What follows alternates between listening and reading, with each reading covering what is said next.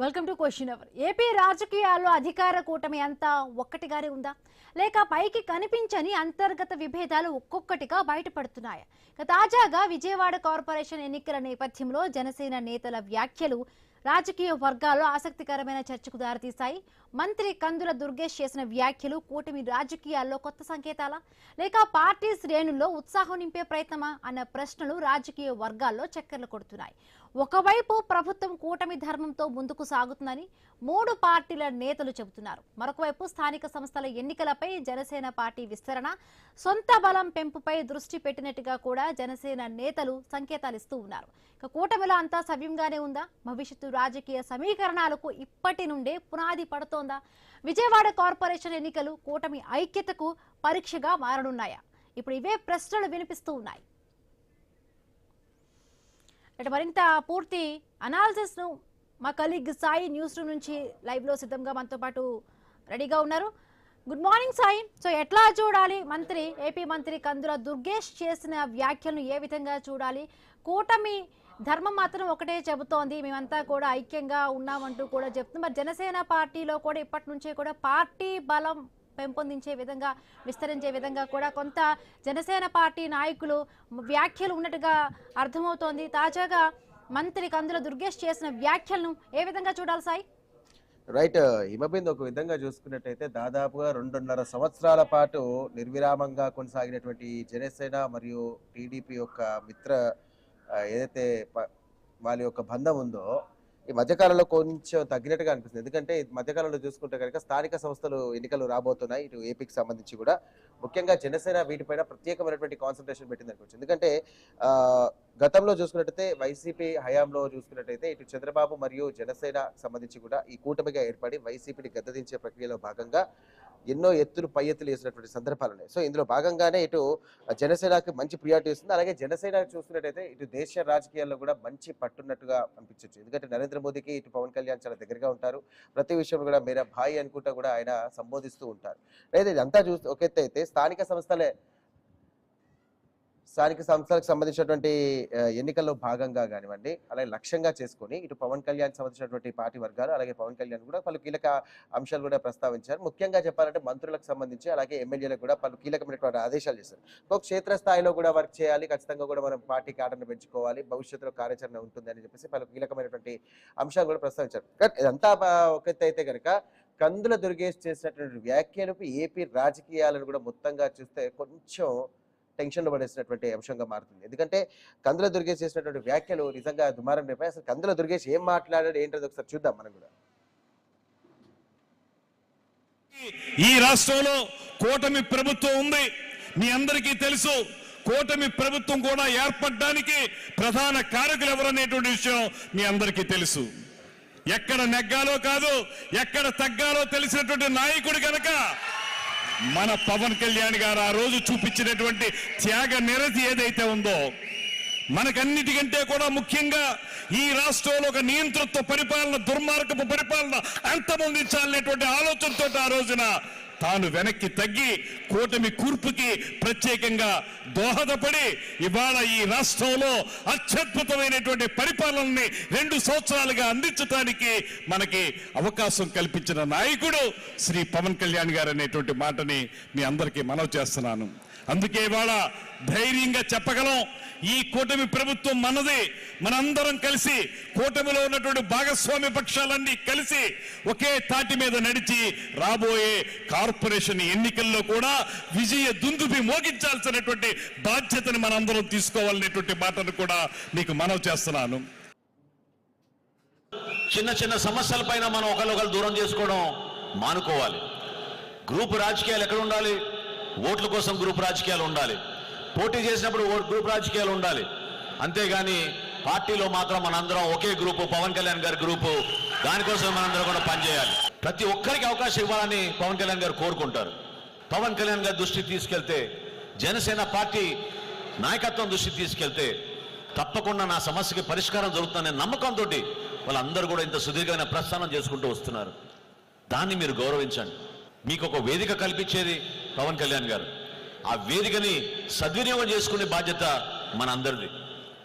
Social మీడియాలో జరుగుతున్న ప్రచారం, దాన్ని మీరందరూ కూడా ముక్త కంఠంతో నిలబడాలి, ఖండించాలి. ఏదైతే ప్రజల్లో మనం కార్యక్రమాలు చేసి మాట ఇచ్చామో ఆ మాటకి మనం విలువిచ్చి ఈ రోజు కూడా నిలబడుతున్నాం ప్రభుత్వంలో.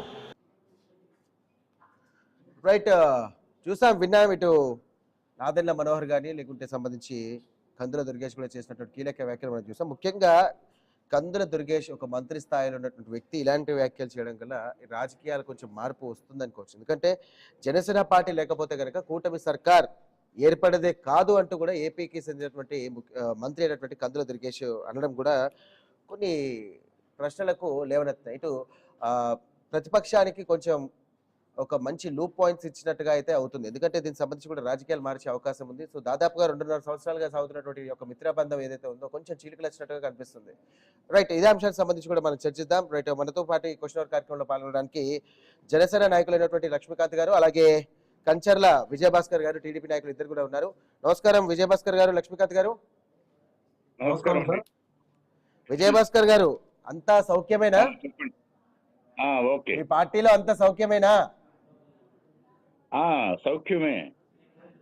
ఎందుకో జనసేన మరియు టీడీపీ కొంచెం సఖ్యత కోల్పోయినట్టుగా అనిపిస్తుంది. ఎందుకంటే సాక్షాత్ మంత్రి అలాంటి వ్యాఖ్యలు చేశారంటే ఎవరికైనా కొంచెం ఎక్స్క్లమేటరీ మార్క్ అలాగే క్వశ్చన్ మార్క్ కూడా వస్తుందిగా.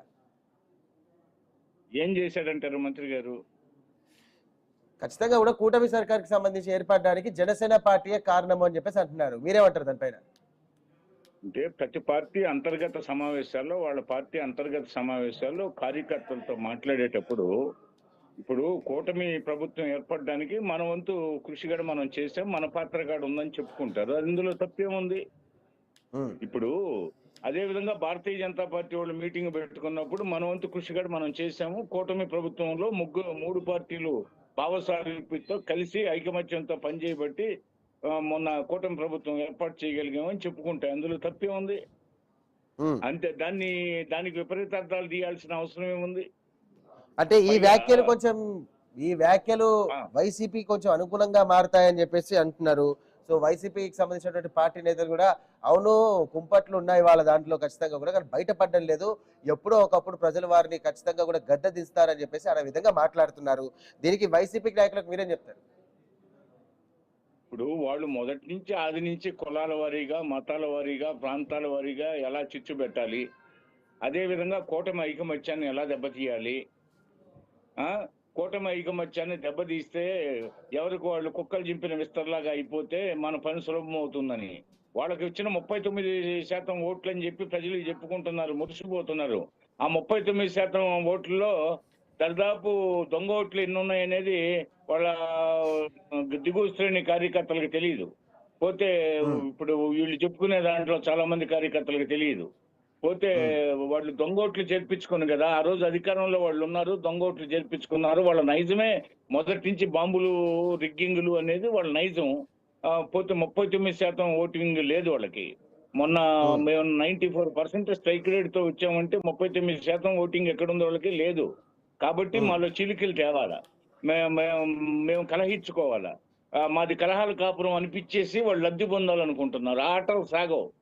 పోతే వాళ్ళు అధికారంలో రావాలని కోరుకోవడంలో తప్పు లేదు, కానీ వాళ్ళు విశుద్ధమైన పాలన అందించలేదని, రాష్ట్రంలో అవినీతిని ప్రోత్సహించారని, దౌర్జన్యాల్ని, దాడుల్ని ప్రోత్సహించారని, అక్రమ కేసులు బనాయించారని, నిర్దాక్షిణ్యంగా అగ్రనాయకులు తెలుగుదేశం పార్టీ, జనసేన నాయకుల మీద అనేక ఆంక్షలు విధించారని, పత్రికా స్వేచ్ఛను హరించారని, మీడియా గొంతు నొక్కారని, పోతే సామాన్యులు కూడా రోడ్ల మీద ఆ పరిపాలన గురించి మాట్లాడడానికి తడపడా ఇచ్చే నిర్బంధంగా అక్రమంగా ఒక ఎమర్జెన్సీ ఛాయలు పడసూపే అనే ఉద్దేశంతోనే కదా మాకు 94% స్ట్రైక్ రేట్ ఇచ్చింది. కాబట్టి వైసీపీ వాళ్ళు పెట్టుకున్న ఆశలు నెరవేరు. సహజంగా ఏ పార్టీలో అయినా అంతర్గత సమావేశాల్లో కార్యకర్తలని ఉత్సాహపరచడానికి మన వంతు కృషి కూడా ఉంది. కూటమి అధికారంలో రావడానికి అందులో తప్పే ఉందంటారు. విపరీతార్థాలు తీస్తారు, మీరు అన్నట్టు తీస్తారు.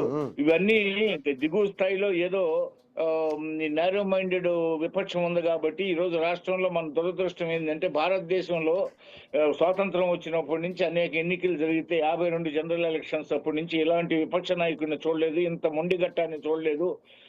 సుప్రీంకోర్టులో హైకోర్టులో అమరావతి రాజధాని అన్నా కూడా ఇప్పుడు మావిగన్ అన్నాడంటే ఇంకా అతను ఎంత జగముండి అర్థం చేసుకోండి. మావి గన్, ఆయన పేరు చివరి గన్ ఉంది. నేననేది ఆయన పేరులో జామ్ ఉంది కాబట్టి జగమొండి అంటున్నాను నేను. ఆయన్ని జగమొండి రణచెండి అతను. అతను ప్రజాస్వామ్యం పట్టదు అతనికి. మధ్యకాలం నాటి రాజరిక వ్యవస్థలో పుట్టాల్సిన ఈ ప్రజాస్వామ్యంలో పుట్టి ప్రజల పాలన ప్రజా కంటకుడుగా మారాడు. ఆయన దుష్ట పరిపాలన చూసిన ఈ ప్రజలు విజయభాస్కర్ గారు, లక్ష్మీకాంత్ గారు నమస్కారం సార్. నమస్తే సార్. మీ మంత్రి గారు చేసినటువంటి వ్యాఖ్యలు ఏ విధంగా చూస్తారు? నిజంగా ఎలాంటి అంతర్గత పోరు లేదంటారా మీ దాంట్లో? సార్, ముందుగా మీకు ప్యానల్ సభ్యులు టీడీపీ నాయకులకి ప్లస్ న్యూస్ వీక్షకులకి అందరికీ నమస్తే అండి. సార్, ఇక్కడ ఒక విషయం చెప్తున్నాం సార్.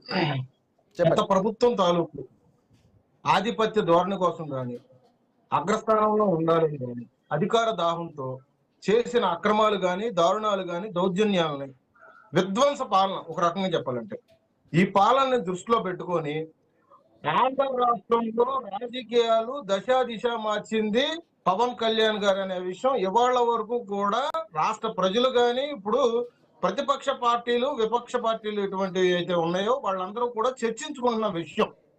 ఇవాళ రాష్ట్రంలో ఏ పరిస్థితి కూడా ఇవాళ కూటమి మీద కూడా ఒక యుద్ధం ప్రకటిస్తున్నారంటే దానికి ప్రధాన కారణం పవన్ కళ్యాణ్ గారు మాట అని చెప్పేసి పవన్ కళ్యాణ్ గారు కూటమికి కట్టుబడి ఉన్నారనే విషయం ఇవాళ మీరు చూడాల్సిన విషయం.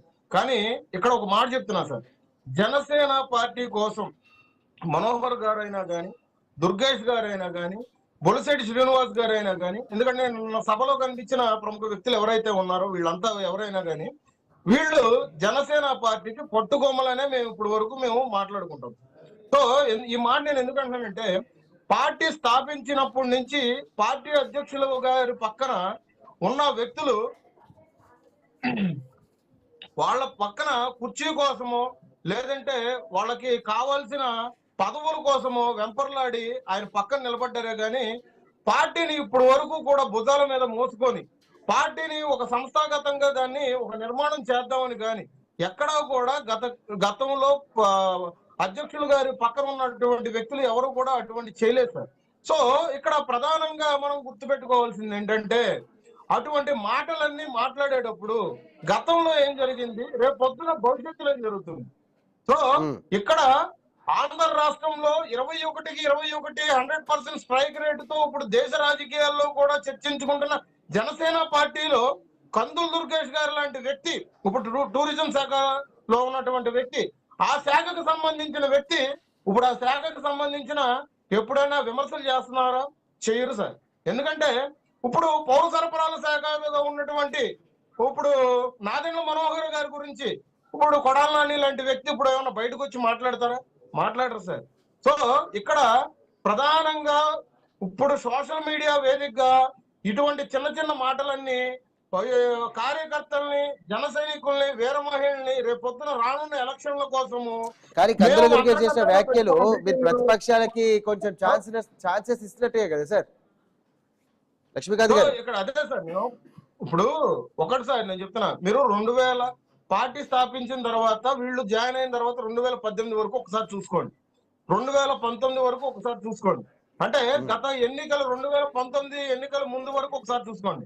ఎందుకంటే ఒక యుద్ధం, ఒక పోరాటం, ఇటువంటివన్నీ జనసేన ఏ విధంగా చేసిందని ప్రభుత్వం మీద మనం ఉక్కుపాదం మోపేస్తారు. ఆ టైంలో జేఎస్పీ ఫర్ రోడ్స్ అన్నాం, ఆ భవన నిర్మాణ కార్మికుల పక్షాన్ని నిలబడ్డాం, కౌలు రైతు భరోసా యాత్ర అని చెప్పేసి ఒక వినూత్న కార్యక్రమం జోబులోంచి డబ్బులు పెట్టుకున్నా. రాజకీయ చరిత్రలో ఎటువంటి నాయకుడు కూడా తన జోబులోంచి డబ్బులు పెట్టలేని ఒక వినూత్నమైన కార్యక్రమం సార్. ప్రజల పక్షాన పోరాటం చేయడానికి పవన్ కళ్యాణ్ గారు చేశారు.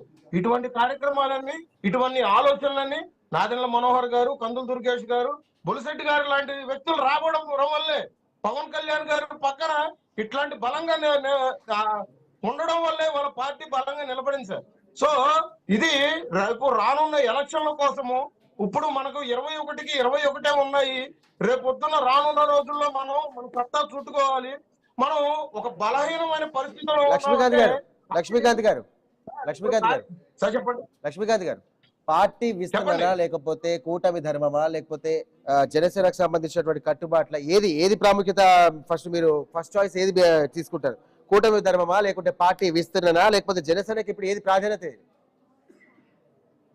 పార్టీ విస్తరణ అనేది ఇప్పుడు అధ్యక్షుల వారు భుజం మీద స్వయంగా వేసుకున్నారు సార్. మీరు కూడా నిన్న చూసే ఉంటారు. పార్టీకి పార్లమెంటరీకి సంబంధించి కమిటీలు ఏర్పాటు చేశారు. రేపు ఆగస్టు 15 వరకు కూడా కమిటీలు ఆయన విడుదల చేస్తాను. పార్టీ విస్తరణ గురించి అధ్యక్షుల వారు చూసుకుంటున్నారు. పార్టీ నిర్మాణం గురించి ఆల్రెడీ మేము చేసుకున్నాము. ప్రజల్లో బలంగా ఉన్నాం. రేపు రానున్న ఎలక్షన్స్ గురించి సార్ ఈ చర్చ అంతా రేపు రానున్న ఎలక్షన్స్ గురించి. విజయవాడ లాంటి సెంట్రల్ లో ఉన్నటువంటి అమరావతి లాంటి ప్రాంతంలో జనసేన జెండా ఇటువంటిది చూపించాలని. ఎందుకంటే సార్ విజయవాడలో మేము ఒక సపరేట్ గా ఉన్నటువంటి పార్టీ సార్. ఆది నుంచి కూడా అటువంటి పార్టీ నుంచి వెళ్ళిపోయిన వ్యక్తులు కూడా ఇవాళ విషం చిమ్ముతున్నారు పక్క పార్టీలకు వెళ్ళిపోయి. అటువంటి విజయవాడ లాంటి చోట కూడా ఇవాళ జనసేనని కనుమరుగు చేయాలని కుట్రలు జరుగుతున్నాయి. ఇవాళ జనసేన గురించి మాట ఎత్తుతేనే ఇవాళ కొంతమంది ప్యాంట్లు తడుపుకునే పరిస్థితికి ఏర్పడిపోయింది కొంతమంది. సో ఇది రేపొద్దున్న మేము మా సత్తా ఏంటనే మేము గట్టిగా నిరూపించుకుంటాం సార్. ఎందుకంటే జనసేనలో ఉన్నది సార్ ఇప్పటి వరకు సామాన్యులే ఉన్నారు, బలవంతులు ఎవరు లేరు. వాళ్ళు కూడా ఉన్నది సంపాదించుకున్న 1000-200 కూడా ఇవాళ పార్టీ కోసం అండగా నిలబడుతున్న వ్యక్తులే. అటువంటి వ్యక్తుల కోసం ఇటువంటి జరగాలంటే రాష్ట్ర వ్యాప్తంగా మేము ఇటువంటి సభలు పెట్టుకోవాలి, ఇటువంటి చర్చా వేదికలు పెట్టుకోవాలనే ఉద్దేశం మీదే మొన్న కైకలూరులో పెట్టుకున్నాం, నిన్న విజయవాడలో పెట్టుకున్నాం. రేపొద్దున రానున్న రోజుల్లో జిల్లాల వ్యాప్తంగా కూడా మేము ఇటువంటి పెట్టుకొని ఎలక్షన్ లో మా సత్తా ఏంటనేది మేము చూపిస్తాం సార్ ఖచ్చితంగా. రైట్. విజయభాస్కర్ గారు ముఖ్యంగా స్థానిక సంస్థల ఎజెండానే కొనసాగుతోంది ఇటు మీది అలాగే జనసేన పార్టీది. ఒకవేళ జనసేన పార్టీకి స్థానిక సంస్థల్లో మీకంటే అధికంగా ఒకవేళ సీట్లు వస్తే కనుక ఏంటి పరిస్థితి? అప్పుడు మీ గ్రాఫ్ కానీ మేము ఐకమత్యంతో ఉంటే గుచ్చి చాలా మీడియా సంస్థలకు ఇదే పని. ఒక దుర్మార్గుడు పాలన 5 కోట్ల మంది ప్రజలు నష్టపోయారే, ఆ దుర్మార్గుడిని ఎందుకు సపోర్ట్ చేస్తారు? ఆ దుర్మార్గుడికి అవకాశం ఎందుకు ఇవ్వాలనుకుంటున్నారో కానీ నాకు అర్థం కావట్లేదు. పోతే అతని వల్ల 5 కోట్ల మంది ప్రజలు నష్టపోతారు. మన ఉనికి కోసం, మన స్వార్థం కోసం అతను ప్రోత్సహిస్తే. పోతే ఇప్పుడు జనసేనకి ఎక్కువ వస్తే, తెలుగుదేశానికి తక్కువ వస్తే, లేకపోతే బీజేపీకి తక్కువ వస్తే అనేది కాదు. ఇది కూటమి ధర్మం, భావసారూప్యత. ఆ జగన్మోహన్ రెడ్డి రాక్షస పరిపాలనకి వ్యతిరేకంగా కలిసి ఒక ఉమ్మడి ఎజెండాగా ఏర్పడి ఎన్నికల్లో పోటీ చేస్తే ఏ విధంగా స్ట్రైక్ రేట్ వచ్చిందో 94%, అదే స్ట్రైక్ రేటు, అంతకు మించిన స్ట్రైక్ రేటు చూపించాలనే ఉద్దేశంతో రేపు స్థానిక సంస్థల ఎన్నికల్లో ఇవి పోటీ చేస్తాయి. ఉమ్మడిగా స్థానిక సంస్థల ఎన్నికల్లో సీట్లు సర్దుబాటు చేసుకొని పోటీ చేస్తాయి. ఆ తర్వాత మెజార్టీ స్థానిక సంస్థల ఎన్నికలు అంటే మేము వచ్చి అధికారంలోకి ఇప్పుడు 2 సంవత్సరాలు 1 నెల పూర్తి అయిపోయింది, 25 మాసాలు అయిపోయింది. 25 మాసాల్లో మేము చేసిన సంక్షేమం, అభివృద్ధి ఇవన్నీ ప్రజలకు చెప్తాం. అవినీతి రహిత పరిపాలన, అదే విధంగా ఎవరు అయితే ప్రజల్ని పీడించుకు తిన్నారో, ప్రజాకంటక పాలన అందించారో వాళ్ళందరి మీద చర్యలు తీసుకుంటున్న క్రమంలో ప్రజలు మరలా రేపు కూటమి పార్టీలకి మరలా స్థానిక సంస్థల ఎన్నికల్లో విజయభేరి మోగిస్తారని చెప్పి మాకు ఆత్మవిశ్వాసం ఉంది. పోతే అదే విధంగా ప్రతి పార్టీకి సంస్థాగత నిర్మాణం ఉంటుంది. ఇప్పుడు జనసేన పార్టీ సంస్థాగత నిర్మాణం, అదే వారి అంతర్గత విషయం. వారు గ్రామ కమిటీలు, మండల కమిటీలు, జిల్లా కమిటీలు, పోతే రాష్ట్ర కమిటీలు ఇవన్నీ ఉంటాయి ప్రతి పార్టీకి. అదే విధంగా వాళ్ళు పార్టీ సంస్థాగత నిర్మాణంలో లీనమై ఉన్నారు. సంస్థాగత నిర్మాణంలో భాగంగా ఆయా నాయకులు ఆయా ప్రాంతాల్లో పర్యటిస్తారు, కార్యకర్తలు అడుగుతుంటారు క్షేత్రస్థాయిలో, ఏంటి స్థానిక సంస్థల ఎన్నికలు వస్తున్నాయంటే కదా, మున్సిపల్ ఎన్నికలు వస్తున్నాయంటే, ఎంపీటీసీ, జడ్పీటీసీ, సర్పంచ్ ఎన్నికలు వస్తున్నాయి, మన పాత్ర ఏంటి అంటారు. ఇవన్నీ అధినాయకులు కూర్చొని మాట్లాడుకుంటారు. అక్కడ ఏమి తేడాలు రావు. పోతే మాలో ఏమన్నా లుకలుకలు ఉన్నాయా అంటే వేసం ఎత్తుగడ లుకలుకలు లేవు. అంతా ఐకమత్యంగా భావసారూప్యతోనే జరుగుతూ ఉంది. పోతే ప్రతిపక్షం వీటి మీద ఆశలు పెట్టుకుంటే వాళ్ళకి రైట్ జీరోకి పడిపోయే విజయభాస్కర్ గారు అవకాశం ఉంది. ఒక నిమిషం, విజయభాస్కర్ గారు ఒక నిమిషం, అలాగే లక్ష్మీకాంత్ గారు ఒక నిమిషం. రైట్, ఢిల్లీలో ప్రతిపక్ష నేత